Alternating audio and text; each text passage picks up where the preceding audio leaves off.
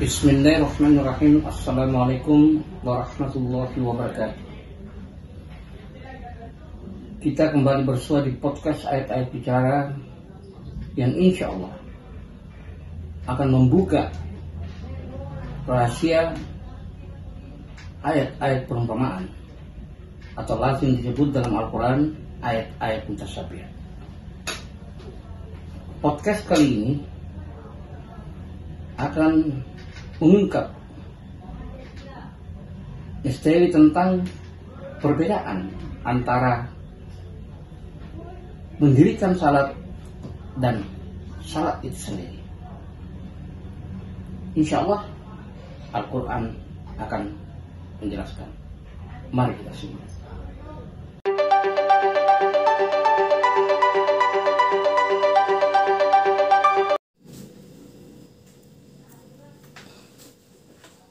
Bismillahirrahmanirrahim. Assalamualaikum warahmatullahi wabarakatuh. Waalaikumsalam warahmatullahi wabarakatuh. Bagaimana kabar Pak Ustaz? Alhamdulillah. Baik.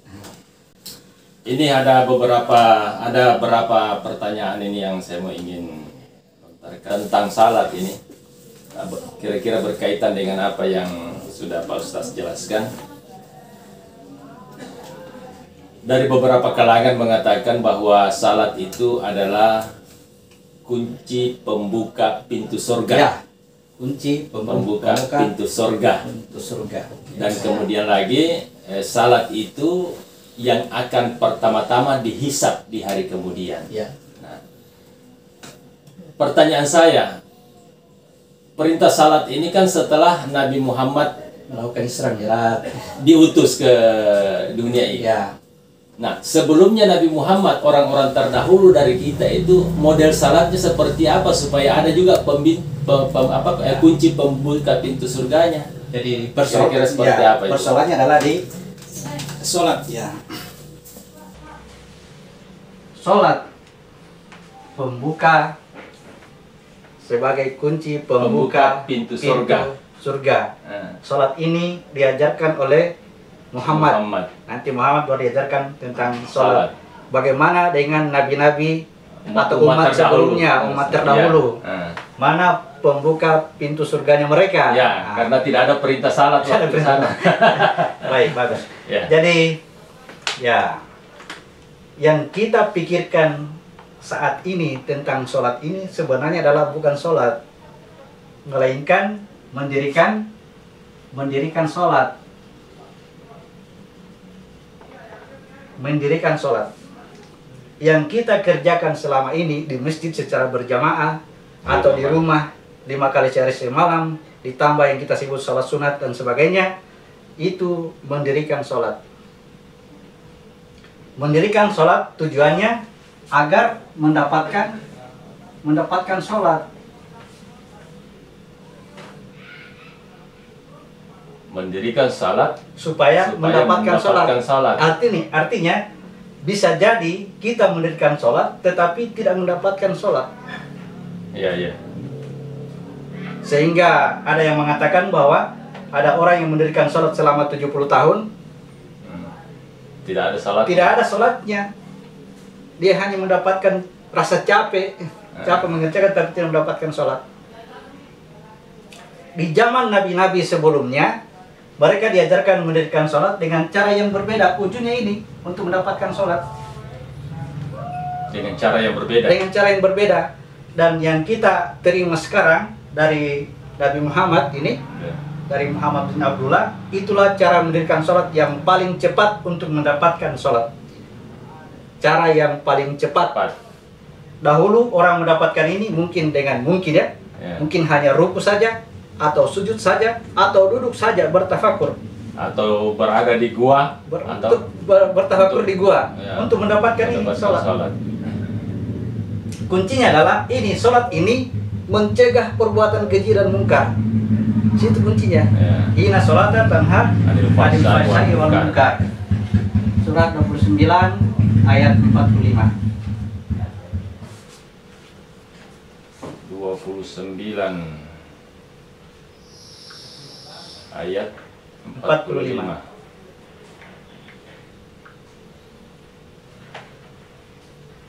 Bacalah kitab Al-Quran yang telah diwahyukan kepadamu Muhammad, dan laksanakanlah salat. Sesungguhnya salat itu mencegah dari perbuatan keji dan mungkar. Dan ketahuilah, mengingat Allah itu lebih besar keutamaannya dari ibadah yang lain. Allah mengetahui apa yang kamu tidak kerjakan. Ya, baca kitabmu, dirikan sholat. Itu perintah. Baca kitabmu, dirikan sholat. Sesungguhnya sholat itu mencegah perbuatan keji dan mungkar. Jadi bukan yang mendirikan sholat itu yang mencegah perbuatan keji dan mungkar, bukan. Sholatnya yang mencegah perbuatan keji dan mungkar. Kalau kita mendirikan sholat lalu terjadi perbuatan keji dan mungkar, itu artinya kita belum mendapatkan sholat. Berarti tidak menjamin orang yang mendirikan salat itu akan ada sholatnya, akan tercegah, tidak menjamin kan? Kalau ada sholatnya, sholat inilah yang menjadi penolong. Itulah tadi maksud saya, kalau dia hanya mendirikan salat tapi tidak tercegah dari perbuatan keji dan mungkar, berarti dia tidak punya salat. Dia tidak punya salat walaupun dia kerjakan. Meskipun dia kerjakan, ada kode yang disampaikan bahwa jangan kamu mendekati sholat dalam keadaan mabuk sampai kamu mengetahui apa yang kamu ucapkan. Kata ucapkan ini bukan hanya ngomong, tetapi apa yang kita kerja. Pengertian mabuk itu Pak Ustaz, itu tadi, kalau dia tidak mabuk berarti dia tahu apa yang dia ucapkan. Berarti sadar dia. Berarti sadar dia mengetahui, artinya dia melaksanakan mendirikan sholat itu dengan ilmu. Dengan ilmunya. Dari mana itu ilmu? Hasil membaca kitab. Baca kitabmu, dirikan sholat. Inilah yang akan membuat kita cepat mendapatkan sholat. Mendapatkan salat. Ada juga beberapa pendapat mengatakan Pak Ustaz bahwa dia selalu berpikir mengerjakan salat itu, bagaimana salat itu bisa diterima oleh Allah. Itu dia. Apa maksudnya salat itu diterima? Itulah. Apakah salat ini sebagai ibadah bentuk persembahan dan sebagainya? Jadi kata diterima dalam tanda kutip itu adalah sampainya salat kita menjadi bermanfaat bagi diri kita, menjadi penyempurna, ya, menjadi penyempurna diri. Kalau dibilang salat itu diterima, berarti salat itu menyempurnakan diri. Kalau tidak sempurna, ini berarti ada cacatnya, tidak diterima. Karena ada salatnya, ada ibadahnya tidak diterima. Jadi bukan dipersembahkan kepada Tuhan. Salat itu sebagai bentuk persembahan yang saya berikan kepada Tuhan sampai diterima, tidak. Jadi salat tadi, kalau dia katakanlah sampai kepada ini, kepada tujuannya, maka dia akan mampu mencegah perbuatan keji dan mungkar. Sehingga dikatakan, jadikanlah sholat ini, salah satu sholat ini sebagai penolong. Karena sholat itu yang mencegah perbuatan keji dan mungkar. Sehingga dia tertolong. Jangan seperti mendirikan sholat itu seperti membangun rumah laba-laba. Kenapa? Karena tidak mampu menjadikan sholatnya sebagai penolong. Ya, kita baca ini ya, 29 ayat 41. Di surat yang sama, Al-Ankabut, laba-laba. 29 ayat 41.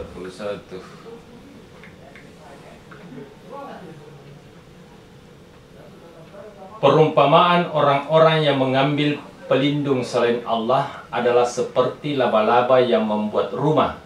Dan sesungguhnya rumah yang paling lemah ialah rumah laba-laba, sekiranya mereka mengetahui. Ya, orang yang mengambil pelindung selain Allah, kita meminta perlindungan kepada Allah, kita minta pertolongan kepada Allah. Kata Allah, jadikan sabar dan sholat sebagai penolongmu.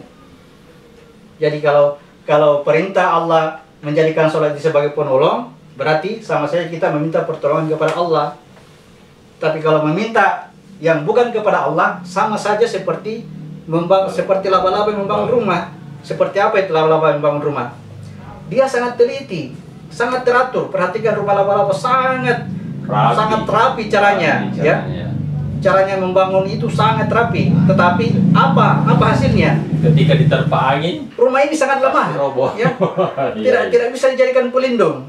Diterpa angin roboh, dikena ranting rusak, terkena api ya gampang sekali terbakar. Jadi maunya bangunlah atau dirikanlah sholat itu secara kuat, kokoh, supaya mampu tadi menolong. Oh, jadi jangan hanya aturannya saja kita ikuti, tetapi perlu pahami, perlu baca kitab. Di perintah sholat ini diawali dengan baca kitab, karena ilmu tentang sholat ini adanya di dalam kitab, dalam Al-Quran itu tadi. Bukan hanya dibaca, dipahami. Bukan hanya dibaca, makanya dari mana sholat 5 waktu? Dari Al-Quran. Dari mana rukunnya seperti itu bentuknya? Dari Al-Quran. Sujudnya seperti itu dari mana? Dari Al-Quran. Yang jelas semuanya dari Al-Quran. Semua dari Al-Quran. Ya, itulah yang dibacakan oleh Nabi kepada umat supaya mereka bisa memahami. Kalau mereka tidak sampai ke pemahaman Al-Quran, mereka cukup mengikuti apa yang dikerjakan oleh Nabi. Dengan catatan, jangan berhenti terhadap apa yang kita lihat saja. Shallu kama ra'aitumuni usolli, kata Nabi. Salatlah sebagaimana engkau melihat aku salat. Betul. Ikuti gerakannya, tidak ada yang berubah. Tetapi pada saat itu ada orang yang melakukan salat seperti yang dicontohkan oleh Nabi. Nabi tegur dia, ulangi salatmu. Dan lakukan lagi, ulangi salatmu. Sampai 3 kali dia katakan, sesungguhnya kamu belum sholat. Berarti gerakan tadi tidak menunjukkan bahwa kita sudah sholat. Walaupun sama gerakan dengan apa yang dilihatnya, contoh yang dilihat kepada Nabi. Jadi yang sebenarnya sholat itu adalah sadarlah terhadap apa yang kita ucapkan dan apa yang kita perbuat di dalam sholat itu, sadari. Artinya butuh keilmuan tentang itu. Iya. Dan keilmuan itu adanya dalam kitab, dalam Al-Quran. Jadi ada hubungannya dengan penjelasan pertama. Jadi yang disampaikan di sini dan perlu kita sampaikan adalah bacalah Al-Quran dengan tujuan untuk bisa memahami, supaya kita pahami apa yang dicontohkan oleh Nabi itu betul-betul bersumber dari Al-Quran, sehingga kita tidak ragu-ragu untuk mengikutinya. Di sini juga kalau kita pahami Al-Quran, mungkin kita akan lebih khusyuk melakukan ibadah itu ya Pak Ustaz. Ya. Kita pahami apa yang jadi kata khusyuk itu ketakutan. Ada sumber ketakutan. Kata khusyuk khasya, takut kepada Allah. Kita baca surat 2 ayat 45 dan 46. Al-Baqarah ayat 45. Surat Al-Baqarah ayat 45 saja. Dan mohonlah pertolongan kepada Allah dengan sabar dan salat. Ya. Dan salat itu sungguh berat kecuali bagi orang-orang yang khusyuk. Ayat 46.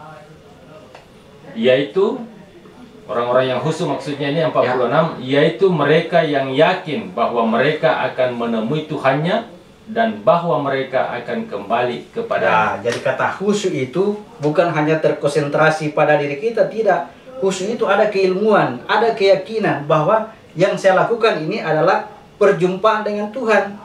Yang saya lakukan ini adalah teknik kembali kepada Tuhan. Jadi kalau salat khusyuk, kalau ditanya bagaimana supaya salat saya khusyuk, lihat ke belakangnya. Sebelum kau kerjakan salat untuk apa? Jadi kalau saya kerjakan sholat ini untuk memenuhi kewajiban saya, otomatis tidak akan khusyuk. Tapi kalau sholat yang saya kerja ini ada ketakutan, jangan sampai ini nanti saya akan berjumpa dengan Tuhan, nanti saya akan kembali kepadanya, otomatis tidak khusyuk. Nah itulah, kalau dia berkata seperti itu, pasti dia belajar tentang tauhid. Seperti apa Tuhan ini? Sehingga ketika dia melakukan penyembahan kepada Tuhan tidak keliru, tidak salah. Nah itulah, jadikan sabar dengan sholat sebagai penolong. Demikianlah sahabat-sahabat Minma yang nonton di podcast malam ini. Saya kira cukup penjelasan tentang salat ini.